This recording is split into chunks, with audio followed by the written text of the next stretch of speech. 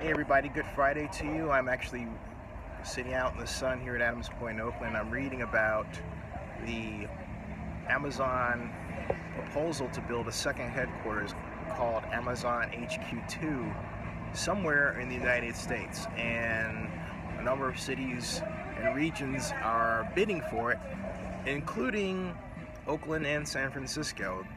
The difference, however, is that this region, in particular Oakland, is obsessing over its affordable housing problem, which to me is typical Oakland.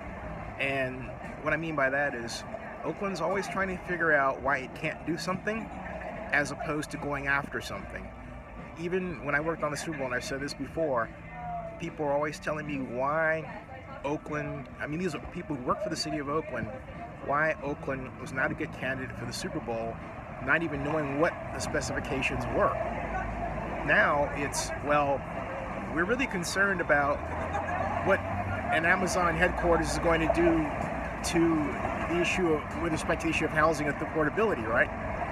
In 2011, we had an affordable housing budget that was $111 million. Now, this leadership in City Hall, I'm pointing because it's that direction, is crowing about having half that much for its affordable housing monies that they've gathered to cobble together on an emergency basis, as opposed to when we had redevelopment. It didn't seem to occur to the city council or the mayor to, hey, reestablish redevelopment now that we can do it. That would solve the problem. And you would say, what's redevelopment? Redevelopment is simply drawing an imaginary line, not really imaginary, but from a map standpoint, a line around an area that you want to concentrate investment in, and then collect property taxes within that area, and then applying them to something called tax increment financing. And Oakland used that for years, going back to 1968, and it's how we got the magnificent City Hall Plaza, among other advantages. We even used it for services. In fact, now former Mayor Henry Gardner once told me that Oakland used the provision to basically remove crack houses in East Oakland.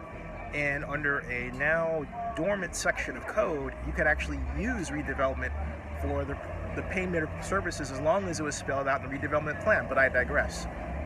My point is that today, we've lost the ability to understand how to move the levers of government to help people.